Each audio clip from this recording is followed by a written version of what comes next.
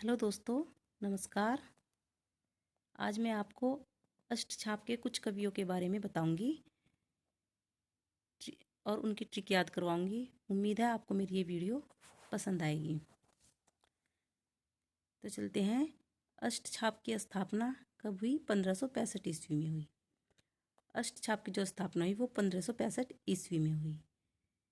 अष्टछाप की स्थापना वल्लभाचार्य के पुत्र विट्ठलनाथ ने 1565 ईस्वी में की। मतलब जो अष्टछाप की जो स्थापना की थी वो जो वल्लभाचार्य के पुत्र थे विट्ठलनाथ, उन्होंने 1565 ईस्वी में की। इसमें 4 शिष्य वल्लभाचार्य के और 4 ही शिष्य विट्ठलनाथ को लेकर अष्टछाप की स्थापना की। मतलब विट्ठलनाथ ने 4 शिष्य वल्लभाचार्य के लिए और 4 शिष्य उसने विट्ठलनाथ के लिए, तब इन्होंने अष्टछाप की स्थापना की। तो इसमें सबसे पहले देखते हैं वल्लभाचार्य के शिष्य। जो 4 शिष्य थे वो वल्लभाचार्य के, वे 4 शिष्य थे। पहले नंबर पर थे, जो सबसे बड़े थे वो थे कुंभनदास। उनका समय है 1468 ईस्वी। उसके बाद दूसरे नंबर पर थे सूरदास, उनका 1478 ईस्वी समय। तीसरे नंबर पर परमानंद दास, उनका समय 1493 ईस्वी।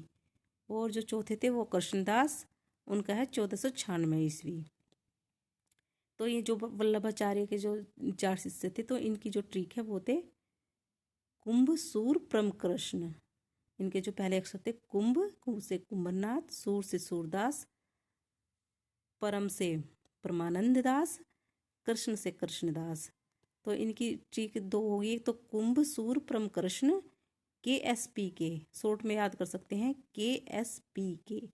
जो आपको अच्छा लगे, जो आपको जल्दी ट्रिक याद हो, आप उसी से याद कर सकते हैं।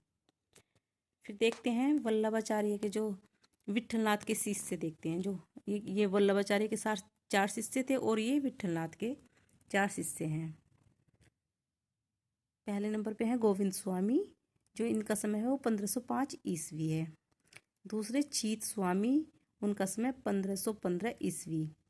तीसरे चतुर्भुजदास, इनका जो समय है 1530 ईस्वी। चौथा है नंददास, इनका जो समय है वो 1533 ईस्वी। तो विट्ठलनाथ के जो शिष्य गोविंद स्वामी, चीत स्वामी, चतुर्भुजदास और नंददास, और जो इनकी ट्रिक है वो है गोछी चतुरनंद। गोछी चतुरनंद। गो से गोविंद स्वामी, छी से चीत स्वामी, चतुर से चतुर्भुजदास, नंद से नंददास। और शॉर्ट में जो इनके GCCN। तो आप इन दोनों ट्रिक को याद कर सकते हैं, जो आपको अच्छा लगे उसी से ही याद कर सकते हैं।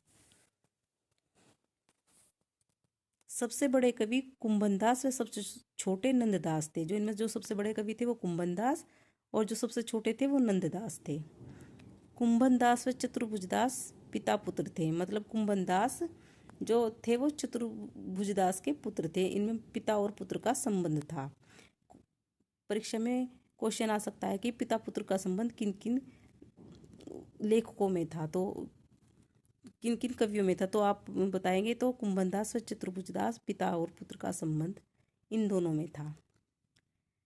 तो ठीक है दोस्तों, अब आपको ये वीडियो, आप अगर इस वीडियो को 1-2 बार देखोगे तो आपको ये ट्रिक याद हो जाएगी और अष्टछाप के शिष्य 8 याद क्रमानुसार याद हो जाएंगे।